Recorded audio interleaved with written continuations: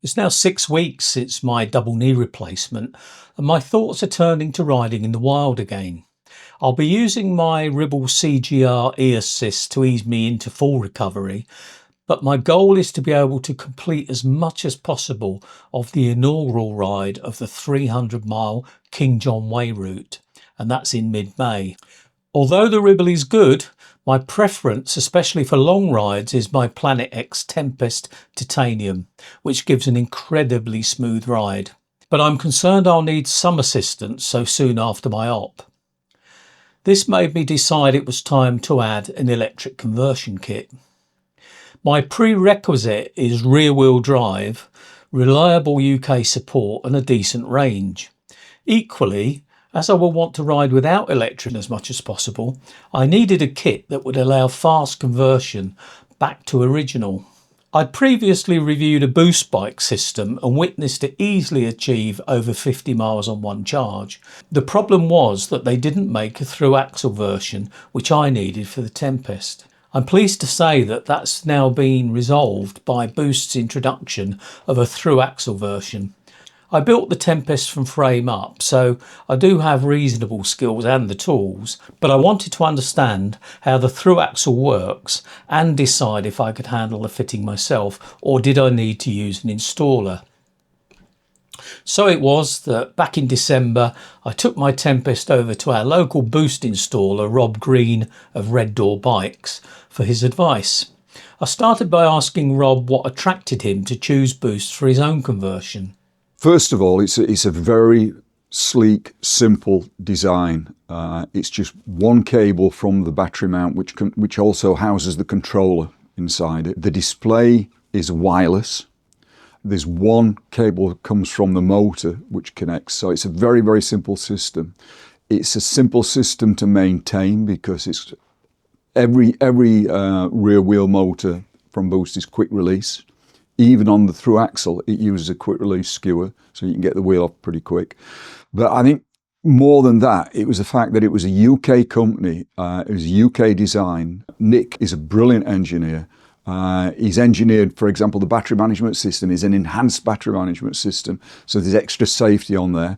And if I do have an issue, or if any customer has an issue, it's an email or a phone call, and it's handled very quickly without any fuss. And I just think that's, for me, that sums up an ideal combination. And another important thing for me is that I didn't want a front wheel hub system. I wasn't particularly happy about the stories I heard about handling in wet weather on rough ground, and I wanted to do a little bit of gravel work anyway, so I didn't want to just commute with it. So I wasn't keen on that. The mid-drive systems that were available for conversions, again, I wasn't convinced. There's a lot of mechanical and technical know-how to make those work properly, and I wasn't confident that I could do that easily at that stage. It might be different now, but at the early stages, I wasn't confident in that. But the rear wheel it was a simple wheel out, wheel in, and the fact that it's a quick release skewer.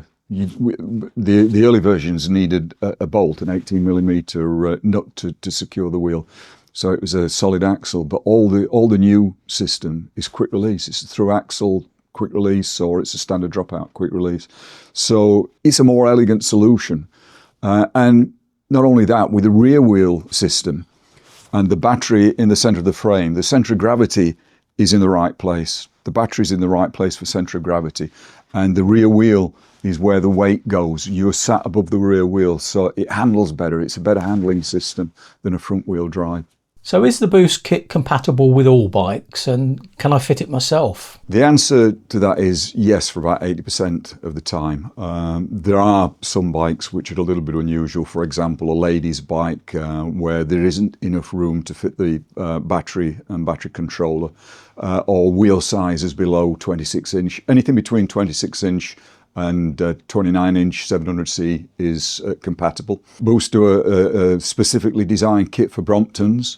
If you've got a reasonable technical ability and you don't mind changing a tyre or fixing a puncture, if you've got the tools to take the cassette off and the disc rotor off, yeah, you could probably do it yourself. But if you're not confident doing that, take it to an installer. because the installer will be able to check the bike for you, make sure that everything's compatible, and make sure that it's delivered to you and it does exactly what you want it to do. Now, my gravel bike is a through-axle type, which is a fairly recent addition to Boost's offering. How does it differ? Before we go on, I must apologise for the state of my bike, but it was a particularly wet and muddy ride over here today. Yeah, it's no problem. A lot of bikes are getting worse state than this. On a standard 135 dropout bike, the difference between that and the through axle, it's still going to be fitted with a skewer, whereas on the through axle, it's a longer skewer. This is actually an extra long skewer, which can be trimmed down to fit. So if you have an unconventional or a non-standard fitting where the derailleur fits to the hanger, on some bikes, you need a longer skewer for it to come all the way through so that you fit a standard nut on the end here. But the way this system works, it uses the chainstay tension to secure the wheel. This is not an axle. This is just to secure. This is just to tighten the chainstays together to grip the wheel. The thing that secures it, these little torque washers, and you'll see that they've got a cutout. They're both identical, but the reason there's a cutout, that is so that it doesn't trap the cable. And the fit in, if you look on the inside here, you can see this slot. These would fit with this lug to act as a spacer, and that fits in there. So that will go in that way. That would go again with the lug on that side. And then this nut here would go through and it would fit inside that hole there. As you can see, it fits in great. So that's the way this would normally fit. And then you would tighten this up to the end of the threads and then use the cam just to give it that extra tension. Once it's pulled, the chain stays in that little bit. That's gripped the wheel. These torque washers have locked it with the stub axle. The wheel's not going to move. That's on a through axle. It's a slightly different torque washer for the 135. So on the 135 dropout, it's a shorter skewer and a different torque washer, but otherwise the wheel is identical. You can swap this between a 142 through axle and a 135 standard dropout. The wheel's interchangeable. It's just the skewer and the fitting kit. And the trick is a little bit of grease to stop these from slipping off as you fit in the wheel. Point this out to your customer, because when the customer changes the wheel, if he's got a puncture or anything, you've got to make sure these are the right way around. As you can see, that's fitted in now, but that acts as a spacer. You will get extra spacers with the kit. So if you do need to space out for clearances for the cassette or for the rotor, you can put extra spacers in there just to keep the chainstays out that little bit more. Okay, we've fitted the kit and I now want to ride. How does it operate? The Boost motor works on a cadence sensor. On most cadence sensors, what you'll see is a little magnet on the crank and a little magnet on the wheel spoke. The cadence sensor on the Boost is actually inside the hub, so it's very discreet. You don't see anything. But on a cadence sensor, it's pedal activated. So as soon as you start pedaling, as soon as you get to about 3 miles an hour, the motor will start and kick in. And depending on what mode you've got, if it's on the eco mode, it'll come in quite gently. And it'll gently take you up to the maximum permitted in the UK, which is 15.5 miles an hour. You don't have to stop at that. You just push through and carry on pedaling. You can get up to any speed you like. But that's when the motor will stop delivering power. If you're in the normal mode, it comes in a little bit quicker. And all you need to do is to keep the pedals moving round at a steady rate. If you come to a hill and you're not pedaling as much, you start slowing down with the pedals, the motor will start to slow down as well because it's keeping pace with your pedaling. So what you would do then is you just change down gear like you do on any normal bike. That way you balance the motor with the effort that you're putting in.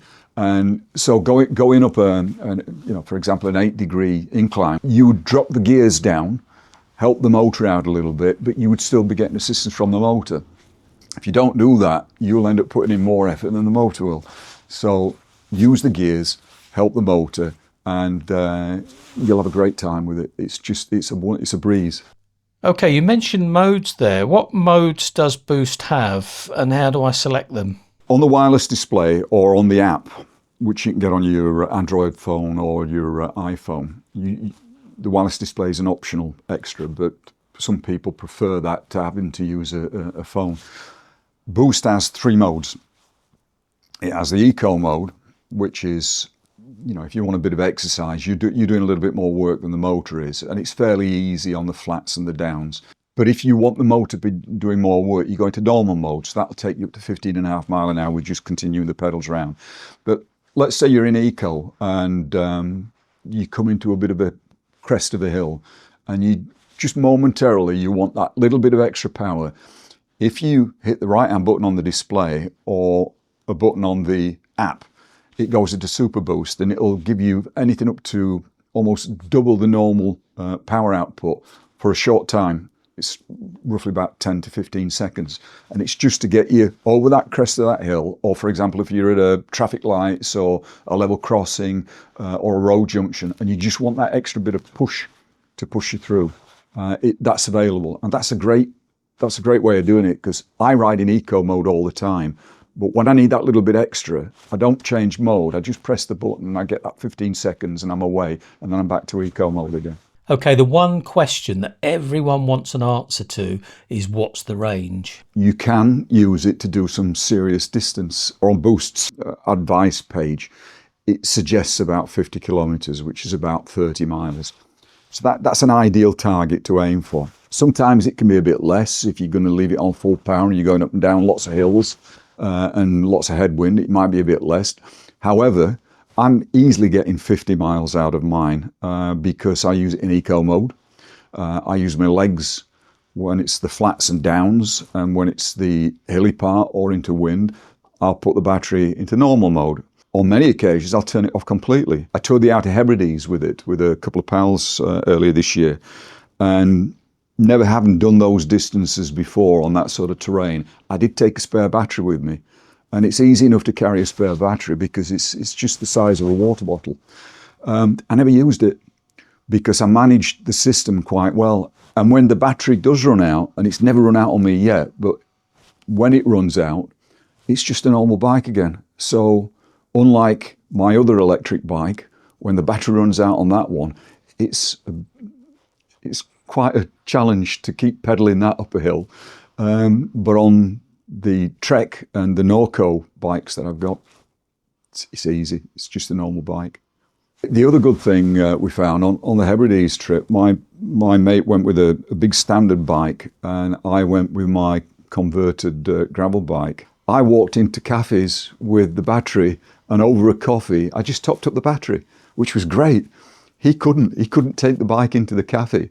And he really had range anxiety. Even though he got a 75-mile range on his battery, I was outpacing him all the time because I could use my battery and walk into a cafe or a shop or anywhere, a bus station, and just say, do you mind if I just top this up?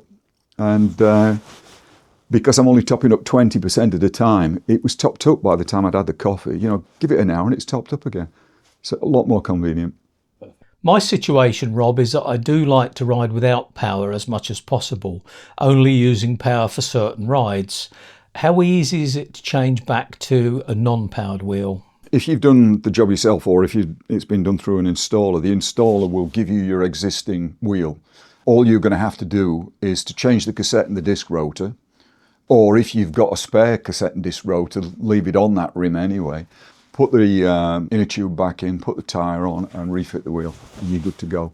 So if at any stage in the future you wanted to sell on that bike and you buy a different bike, you can take the Boost system off your existing bike, make your existing bike back as it was before and sell it, and then fit the Boost system to your new bike. I know that lithium batteries don't like being charged in freezing temperatures. Is this an issue with Boost? Any lithium battery system, you don't really want to be charging it when it's really, really cold, or if you've just been out on a ride and it's at freezing conditions and the battery's still warm, let the battery cool down a little bit before you start charging it. But with the Boost system, you just remove the battery from the battery holder, take it inside to a warmer condition and charge it. charge it in, charge it in your kitchen. So, for example, on your Ribble e-bike, the battery's built in. So, if, for example, you had that bike and you lived in a flat, you'd be wanting to take your bike upstairs into the flat. If you live at the top floor of the flat, you've got a real issue carrying that bike up there. Whereas with the Boost system, you just take it out and walk upstairs with it and charge it. Now, as much as you love this kit, Rob, I think you'll agree things can go wrong with anything that's mechanical or electrical. So what's the warranty like? It's a full UK warranty. It's back to base in the UK. Boost carry all the major parts, motors, batteries, controllers, wireless displays. And if there is an issue, it's going back to the UK manufacturer, as it were, the designer, as it were, and they'll solve the problem there. So usually the turnaround on warranties is pretty quick.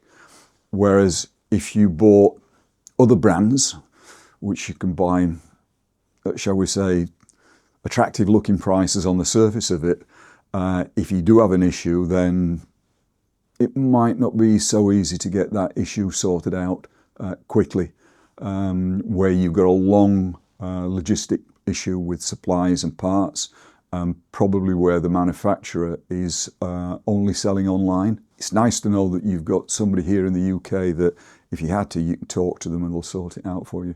Rob and I have come out for a ride. I'm riding his 20-year-old Trek, to which he fitted his first Boost system. And I must admit, I'm already smitten. It's like riding on a day when you've got good legs, when you're feeling good.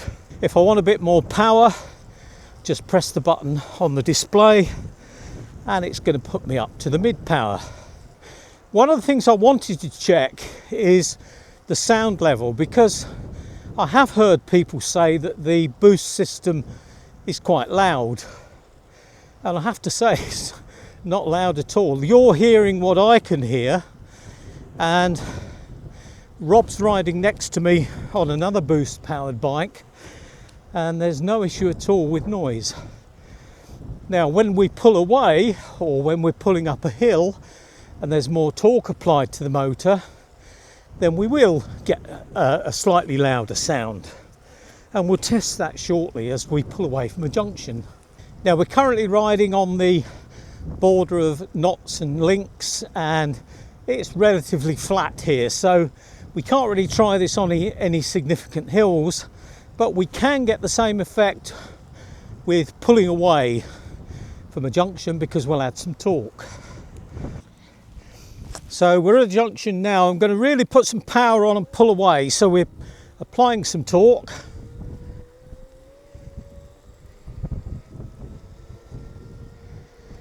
And really there's nothing more from the motor than a gentle purr.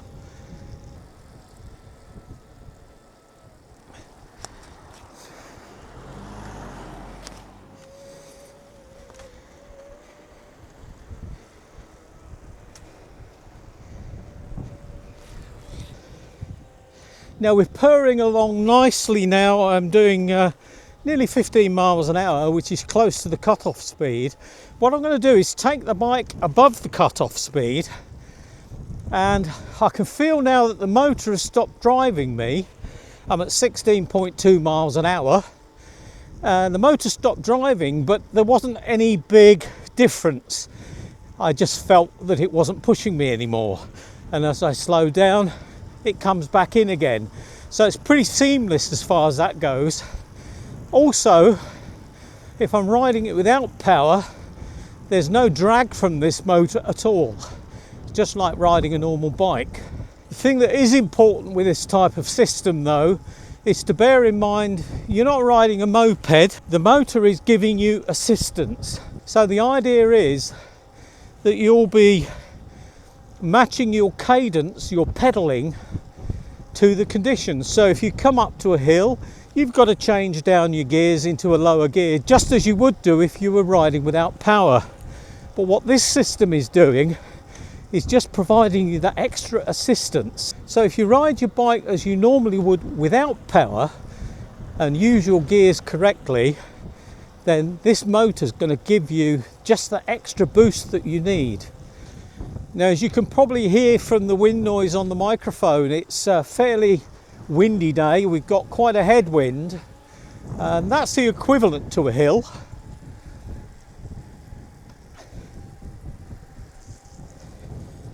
And I'm really not having to work hard at all.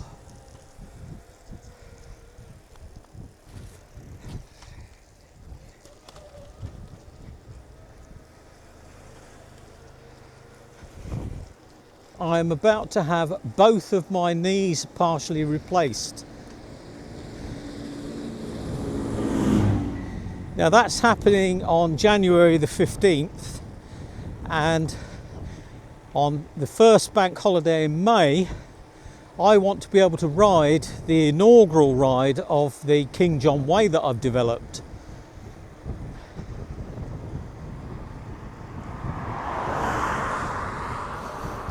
Now that's 300 miles that we're going to do over several days.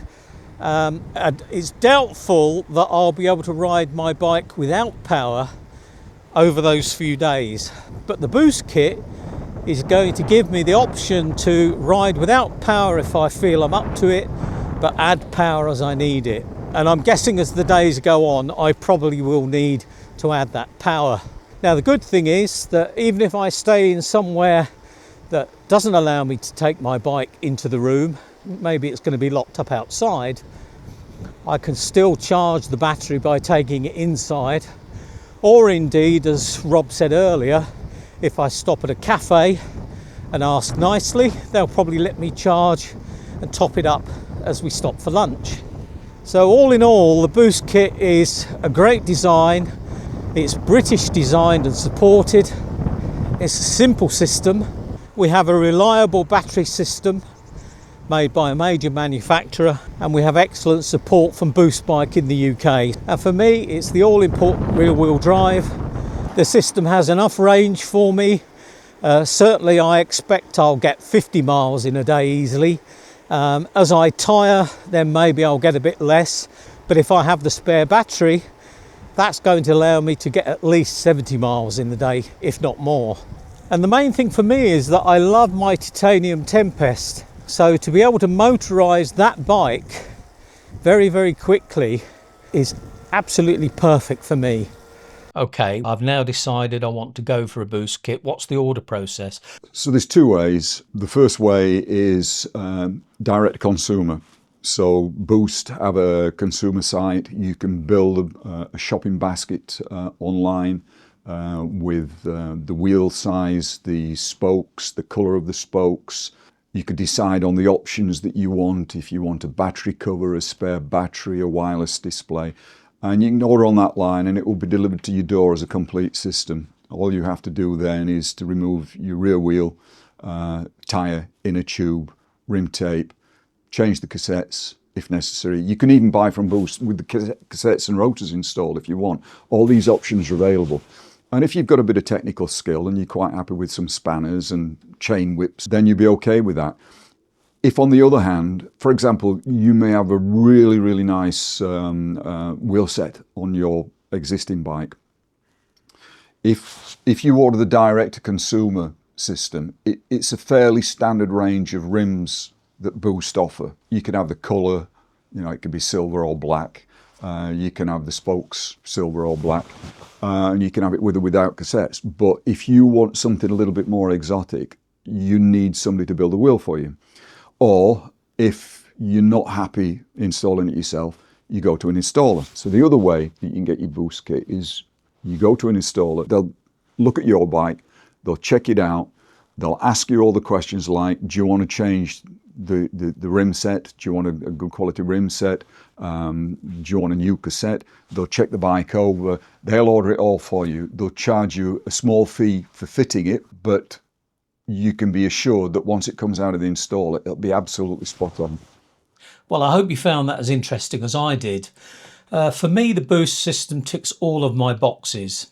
I also have the reassurance from longtime friend of the channel, Mark Turner, who's installed a number of these kits and uses one himself with great results.